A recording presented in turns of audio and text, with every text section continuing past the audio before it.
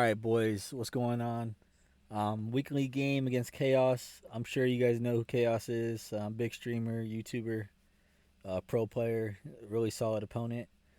And I'm gonna be honest, I wasn't really doing that good in Weekend League, and I'm like, crap. As soon as I seen his name, I was like, crap, man. I don't want to. Why did I have to find this guy? But you can't have that thought process longer than 2 seconds, because if you just sit there and like, damn, why did I have to find this guy? He's probably gonna rape you. So I go from that mentality, like, damn it, I searched at the wrong time, to now I gotta go try hard. And this when I usually match up with people where I notice their names, those are usually my best games. Because I switch into like a competitive mode, and I want to do the best, and I don't want to lose to these guys, and I want to win, and I want to make the video, and I want to put it on YouTube and all that. So you'll get the best SC, the best devil right here. Um, and he's just, this his first possession. He's using a lot of time. He's making the correct reads. He's not making any mistakes. He's playing a perfect game so far, downing me on third down. And I noticed he likes to do these like low passes. I don't really mess with low and high passes, but I do notice a lot of pros do. Maybe I should start like experimenting with those kind of passes. Right here, he gashes me. Not gashes me, but picks up the first on second down, and he's playing really smart. Um, my defense is predicated on I never really get beat deep.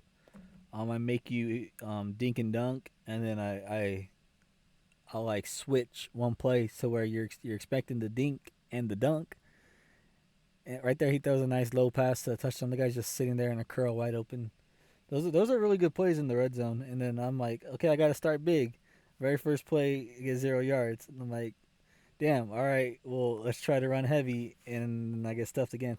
I didn't want to pass the ball because I noticed all of us, he's going to be running man. I noticed that really quickly. And right here, we hit him deep over the top. If I wait half a second, that's a touchdown.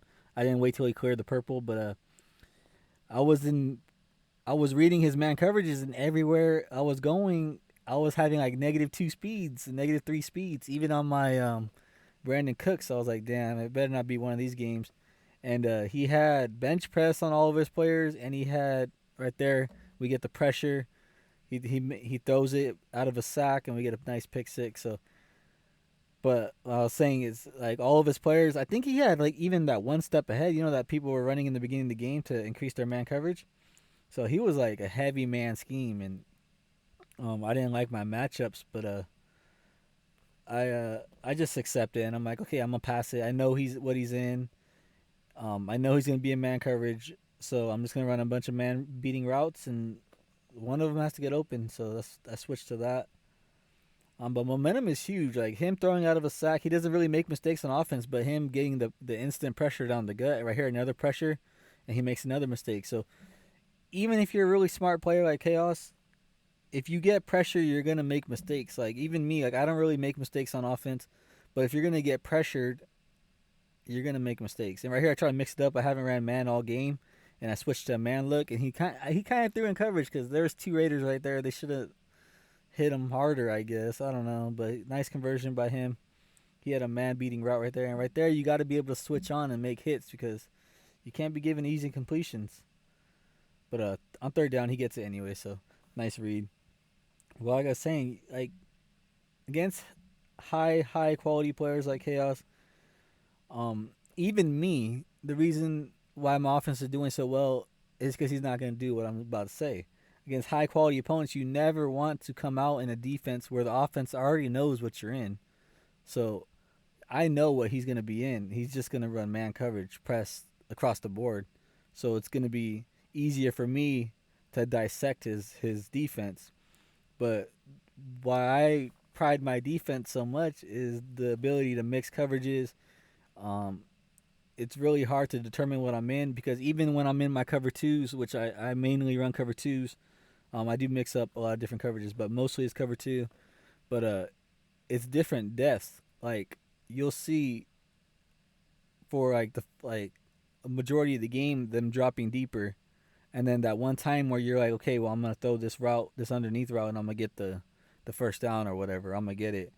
that's when you don't know. But my guys are playing down, and I get a lot of turnovers like that. But really risky call right there. 4th and 2. He hasn't really had much success running the ball, and he ran it on 4th down. Right here, this is just a mental error. It was really late in the night, and we were playing. I'm sure he was almost done. I think that was his last game. He put his deep blues and purples, and there's 2 seconds left. So that was a mental error, and that's huge. So I take the lead, and I get ball at half. And I'm gonna be honest, I felt like I had the ball like 2 plays that whole freaking right because I threw. That was my second possession. I threw a 1 play touchdown right before half, and then the possession before that where I scored, it was like a 3 play bomb to this exact route right here. I don't know why he wasn't, making an adjustment on that route, but I know a little glitchy route that tears up man press, if you have the right guy to do it. So that's huge. The touchdown before half, the 1 play touchdown, or I don't know if it was 1 play, but the quick touchdown, to start the second half, and we're up 14 just like that. But against a player like Chaos, a 14-point lead is really nothing. It can change super quick, like nothing. So right here, most people would panic and try to get the ball down the field. I'm still mixing up coverages. I'm trying to keep everything in front of me, and hopefully he makes a mistake. But he's actually still staying on the ground, which is smart. You never want to abandon your run game, especially down 2 possessions only. He does have a nice quick tempo. I'm mixing up, switch to man. I need to. I'm trying to confuse him, but he gets 3 yards right there. 3rd down, so I'm okay with this drive as long as if I can keep him out of the end zone. But I couldn't because he was using a lot of clock. I'm not gonna lie, he used a lot of clock, and we're gonna try to use this clock. Also, we're up 7, so we're gonna try to get some good runs. Another good run right there. Picked up about 4. 3rd and inches. We're gonna just pound his holes. No homo, but you can't be afraid to just line up heavy and just run at them. So we picked up the first down right there. He did make an adjustment right there. You see, like the games can switch that quick, and the fact that he was on conservative on offense effed him on defense. That should have been a pick six, but he couldn't sprint because he was on conservative. Kind of got lucky right there. I'm not gonna lie, that's a pick six. That's a horrible read. I make probably one bad read a game, but the adjustments. You see, he saw that I was in the cover two again. He thought that he was gonna get the dump off, and we just mix up everything. Everything's always getting mixed up. Huge play right there because he's about to tie the game up. Honestly, he doesn't really make mistakes. I confused him. He made a mistake, and 3rd and 5. This is where he needs to make a stop, and our offense is just bombs away. I'll be honest. We just bomb everything. Everything's getting bombed. Cooks to the house, and we go back up by 14. 2 minutes left. We're boxing them.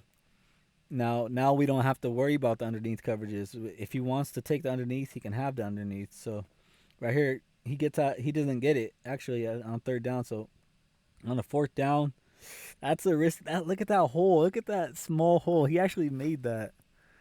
Man, that was crazy. But I love playing with leads, man. Like you can dink and dunk all you want when I have the lead.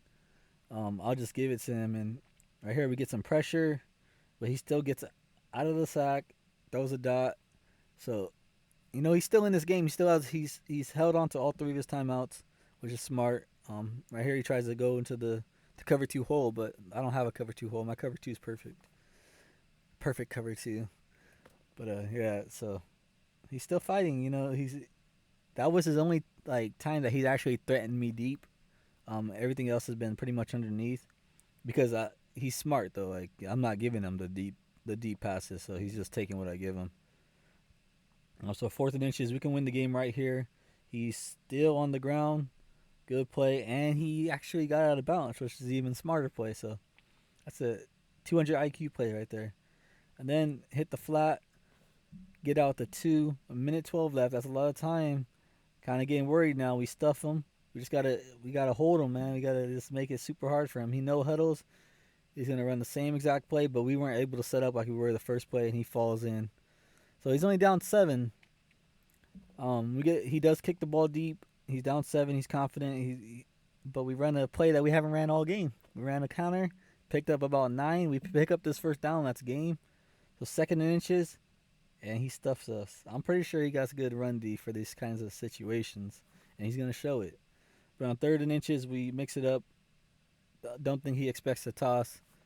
Um, Probably should have went down, but it's gonna be a GG regardless, like whether you go down or you score a touchdown. So I scored. So GG to him. Chaos, really good game. I pretty much had to play a perfect game against him. I'm surprised, honestly, that he didn't make adjustments. But like I said, this game was like at 3 o'clock in the morning. I'm sure he just wanted to finish the freaking games. He ended up finishing with like 23, so he just he it was hell late. He probably was just like, I'm just trying to get out of here. Look at that. I passed the ball 7 times for 4 touchdowns, and he passed the ball 37 times. I played like perfect. I did throw a pick though, but GG, GG. Great opponent. As you see, he's currently at the number one spot. It's Saturday, so I mean I don't know if 23 will hold the number one spot, but there's a lot of big names that have already finished their games, and it was just a real tough weekend for a lot of people. I finished with 20. Let me show you guys where I finished. I finished right here, so I'm at 9 right now with 20, and I gotta tell you, this was the hardest weekend league ever. I felt like I played so many top 100 players, and 98 strength of schedule was really high. I really thought it was gonna be like 100. I thought it was gonna be like the first 100, but 98 is pretty high. So I was able to stop Chaos from going 24-1, and I needed that dub too because I need 20 to make top 100. I mean, 19 might be top 100 this weekend. I did choke a lot of games. I didn't play really good. There was like a stretch. I started 8-0, and then I lost 2 in a row to games I should have won, and I went through a little slump in the middle of weekend league, but I was able to correct it. I won my last two to go 20-5, and 20-5 is pretty good. So top 100, that's pretty much guaranteed top 100, especially with that strength of schedule. That's guaranteed top 100. Even now with this weekend, looks to be tough. It might be top 75, hopefully top 50, maybe. You never know. Thanks for watching. I'm out.